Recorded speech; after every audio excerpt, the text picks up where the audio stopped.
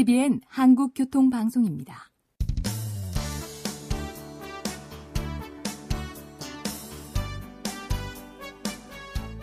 한문철 변호사의 교통사고 솔루션.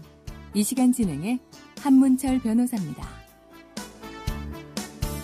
여러분 안녕하십니까? 횡단보도에 보행자 신호가 있으면은 위쪽에는 차량 신호가 있습니다. 보행자 신호만 있고 차량 신호 없는 것은 그것은 잘못된 겁니다. 횡단보도에 신호등 있는 횡단보도에 보행자한테는 빨간불 녹색불이 켜지는데 자동차 신호가 없으면은 그럼 어쩌라는 거예요? 그건 말이 안 되죠. 따라서 보행자 신호등이 있으면은 반드시 차량 신호등도 있습니다. 그런데 보행자 신호등은 있는데 차량 신호등은 어디 있지? 대체로 그 횡단보도 바로 위쪽에 있는데요. 바로 위에 보니까 신호등이 없네? 그런 곳 있을까요? 생각해 보세요. 그런 곳이 있습니다. 어디일까요? 교차로. 교차로에는 횡단보도 신호등이 있고 거기다 횡단보도를 위한 차량 신호등을 하나 만들어 놓고 바로 이어지는 교차로에 또 신호등 만들어 놓고 그럼 복잡하잖아요. 따라서 교차로에 연접된 또는 인접된 교차로 네모 박스에 바로 붙어서 횡단보도 있는 데도 있고요.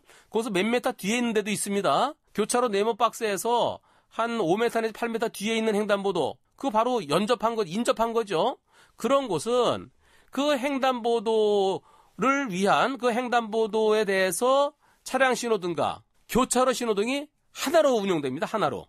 요즘은 앞쪽에도 신호등 하나 있고 뒤쪽에도 하나 있고 두 개 있는 것도 있지만은 경우에 따라서는 좀 멀리 있는 것도 있어요. 저 뒤쪽으로. 그런 곳에 그 교차로 신호등은 횡단보도 신호등과 같은 동일한 의미의 신호등입니다. 물론 다를 때도 있어요. 횡단보도 옆에 횡단보도는 서로 마주보고 보행자 신호가 있죠. 그런데 마주보는 그 보행자용 신호 두 가지예요. 위에는 빨간불, 밑에는 녹색불. 근데 그 바로 옆에 삼색등이 또 있습니다. 세로로. 그건 누구를 위한 건가요? 자동차를 위한 거죠. 자동차를 위한 보조 신호등이 있는 곳도 있고 없는 곳도 있습니다. 시내 쪽에는 보조 신호등이 있는 곳도 있고요. 외곽 쪽에 차량들이 많지 않을 때 그럴 때는 보조 신호등이 없는 것도 있고 그런데요. 보조 신호등이 있을 때는 그 보조 신호등에 따라 진행하면 됩니다. 우회전할차. 즉 앞에 신호등이 빨간불인데 보조 신호등이 녹색 신호등이면은 우회전할 수 있어요. 근데 보조 신호등이 빨간불이면은 우회전 안 되는 겁니다. 서야 되는 겁니다. 오늘은 여기까지입니다. 고맙습니다.